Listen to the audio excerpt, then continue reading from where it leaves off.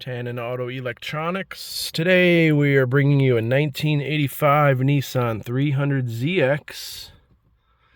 This is the full red interior, but it also has a digital dash.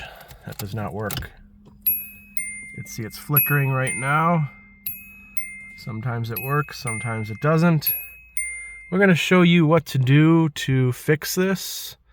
How to remove the components you need to remove, and then send it in to us for repair. We're not going to show you the repair because that's what our business is. Basically, our videos are just to help you get your parts out to be able to send them in to us. So let's get started. First step is to take this lower trim panel off. There's 3 screws that you'll need to remove, Phillips head screws. You can see the holes here. 1, 2.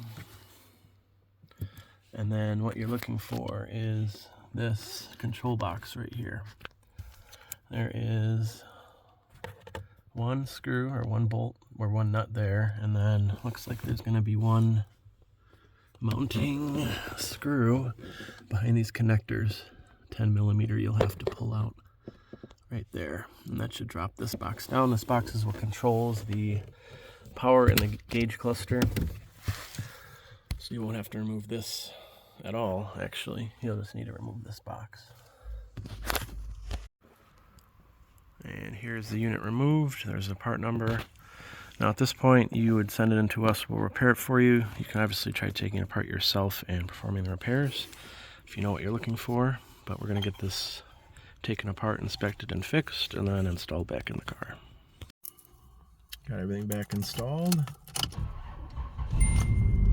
And there is our gauge cluster.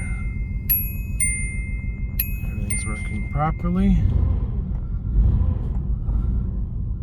Wouldn't be complete without a quick drive to show you the functions of everything. But we have our lifetime guarantee on our work. It's not to say the unit itself will last that long, but the work that we do on it is guaranteed. And here we go.